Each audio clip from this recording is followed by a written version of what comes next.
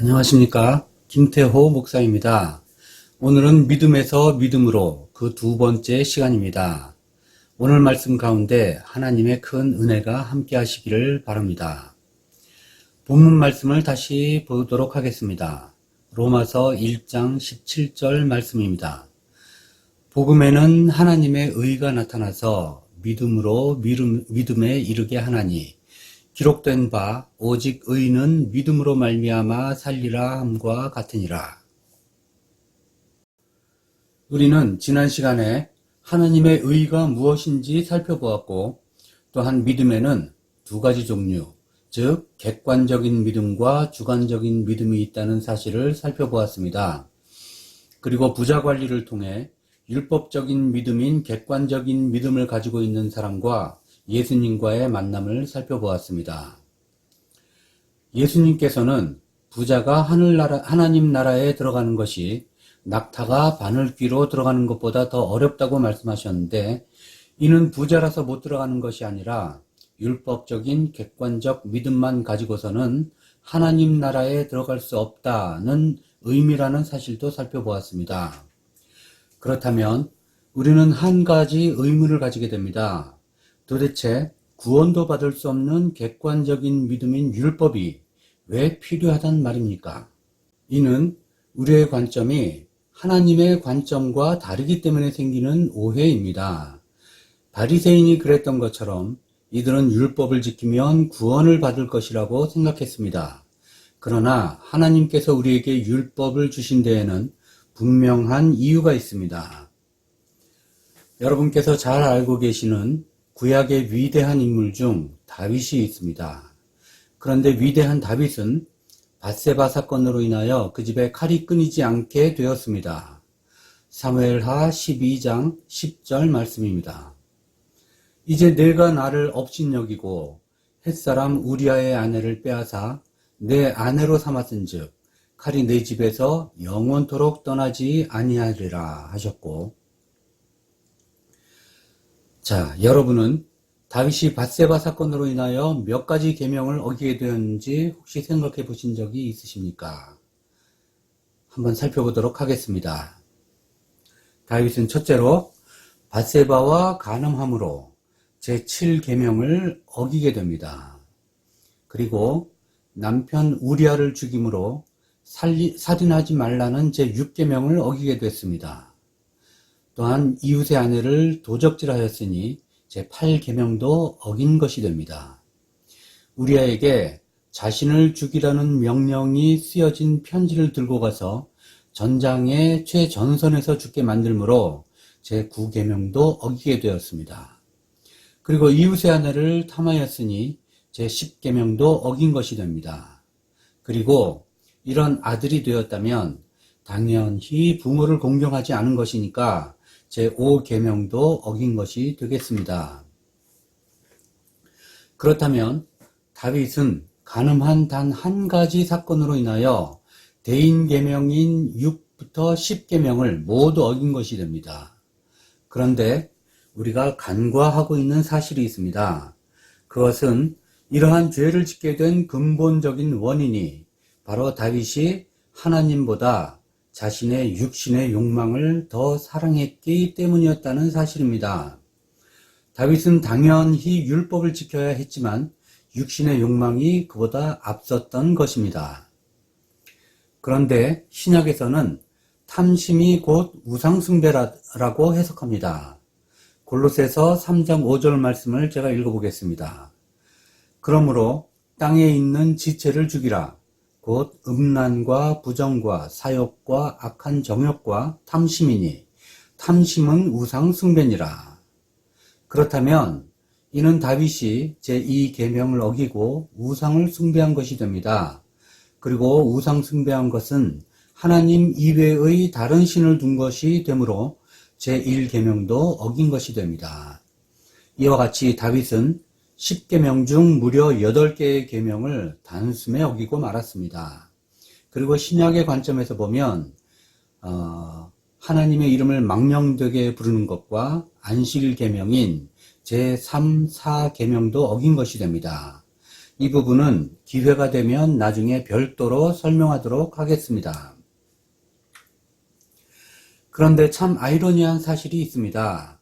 보통 사람들보다 훨씬 더 악할 수도 있는 이런 다윗의 별명이 무엇인지 혹시 알고 계십니까? 바로 하나님 마음에 합한 사람이었습니다. 여호와께서 왕에게 명령하신 바를 왕이 지키지 아니하였으므로 여호와께서 그의 마음에 맞는 사람을 구하여 여호와께서 그를 그의 백성의 지도자로 삼으셨느니라. 사무엘상 13장 14절 말씀입니다. 우리가 잘 알고 있듯이 다윗은 너무도 인간적인 사람이었습니다. 그는 가슴이 따뜻하고 인간미가 넘치는 사람이었지만 한편으로 나약하여서 큰 죄에 빠지기도 하였던 사람인 것입니다. 그런 다윗이 왜 하나님의 마음에 합한 사람일까요? 여러 가지 많은 이유가 있겠지만 오늘 말씀의 주제인 믿음에서 믿음으로 라는 관점으로 보면 그 이유를 해석할 수도 있을 것 같습니다. 다음은 다윗의 시입니다. 시편 51편 16에서 17절 말씀입니다. 주께서는 제사를 기뻐하지 아니하시나니 그렇지 아니하였다면 내가 드렸을 것이라. 주는 번제를 기뻐하지 아니하시나이다. 하나님께서 구하시는 제사는 상한 심령이라. 하나님이여 상하고 통회하는 마음을 주께서 멸시하지 아니하시리이다. 여러분, 다윗이 이 시를 언제 지었는지 아십니까? 시편 51편의 가장 앞에 보면 다윗의 시, 인도자를 따라 부르는 노래, 다윗이 밧세바와 동침한 후 선지자 나단이 그에게 왔을 때라는 말씀이 적혀 있습니다. 우리는 다윗의 밧세바 사건과 그의 시편을 보면서 하나님께서 어떤 사람을 원하시는지 추측해 볼 수 있습니다. 하나님은 율법을 잘 지켜 죄를 짓지 않는 사람이 아니라 지은 죄로 인하여 마음이 상하여 하나님을 찾는 사람을 원하시는 것입니다. 이것이 바로 예수님께서 바리새인들은 멀리하시고 세리와 창기를 가까이 하신 이유인 것입니다. 자, 이제 여러분, 우리 한번 정직하게 생각해 보십시다. 다윗과 같은 위대한 하나님의 사람이 10계명 중 단 한 계명도 지킬 수 없었다면 우리가 과연 우리의 의지로 하나님의 계명을 지킬 수 있는 것입니까? 그럼에도 불구하고 다윗보다 거룩하지 못한, 아니 거룩한 삶과는 상관도 없고 결과적으로 그리스도에게 누명을 씌워 죽게 만드는 데 앞장선 바리새인들이 율법을 모두 지켰으니 자신은 하나님 나라의 백성이야 라고 생각하는 교만한 삶을 살았으니 예수님께서 회칠한 무덤, 독사의 새끼 이런 꾸지람을 하신 것이 아니겠습니까? 그렇다면 율법의 역할이 무엇일까요? 율법은 구약의 믿음을 가지고 있는 사람들이 생각하는 것과 같이 우리가 지키기만 하면 하나님 나라에 들어가게 되는 입장권과 같은 간단한 것이 아닙니다.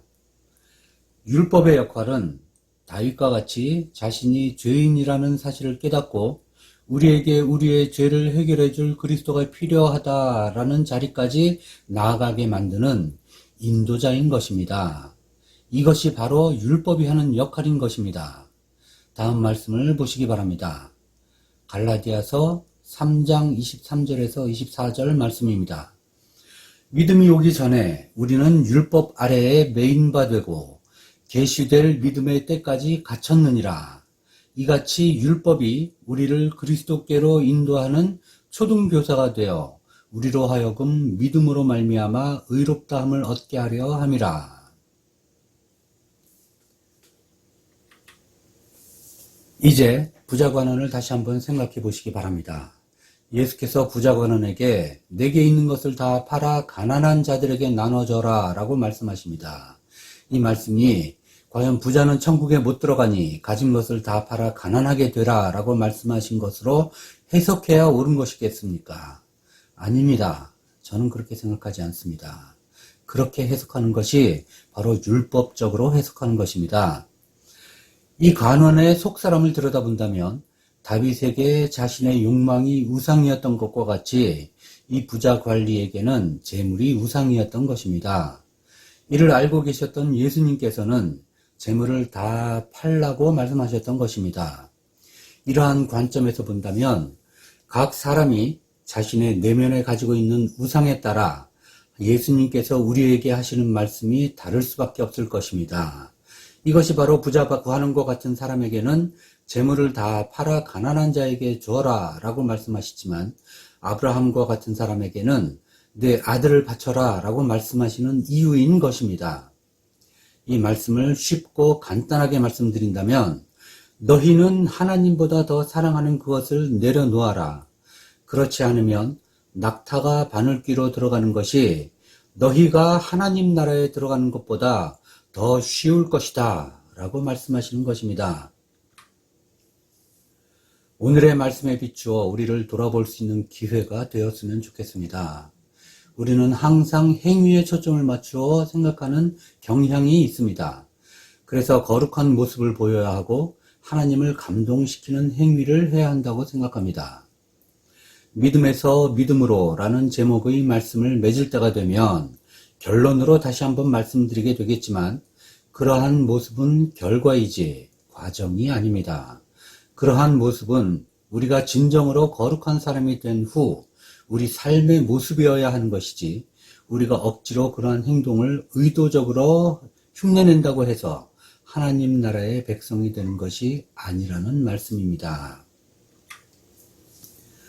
믿음에서 믿음으로 프로그램의 다음번 주제가 되겠지만, 그 이유는 우리의 관점이 항상 보이는 것에, 즉 육신에 맞춰져 있기 때문입니다. 그리고 이것이 바로 우리가 구약의 율법에 속한 객관적인 믿음만 가지고 사는 우리의 모습인 것입니다. 그러나 우리가 예수님의 말씀을 올바로 이해하기 위해서는 육신이 아닌 속사람의 초점을 맞춰야 합니다. 그리고 그러한 자리에 나아가는 것이 바로 신약의 주관적인 믿음을 가지게 되는 것입니다. 많은 그리스도인들이 아직도 구약의 율법적인 믿음을 가지고 바리새인의 모습으로 신앙생활을 하고 있습니다. 그러나 예수님의 관심은 우리의 속사람의 변화입니다. 마태복음 23장 25절에서 26절 말씀을 보시기 바랍니다.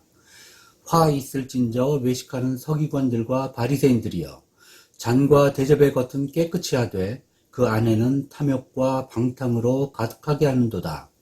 눈 먼 바리새인이여, 너는 먼저 안을 깨끗이 하라. 그리하면 겉도 깨끗하리라. 너는 먼저 안을 깨끗이 하라.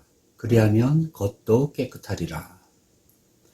다음 시간에는 신약에서 말하는 두 번째 믿음에 대하여 좀 더 말씀드리도록 하겠습니다. 나중에 조용히 다윗의 시편 51편을 다시 한번 읽어보실 것을 권하여 드립니다. 오늘은 여기까지입니다. 다음 시간에 만날 때까지 하나님의 큰 은혜가 함께 하시기를 축복합니다. 샬롬.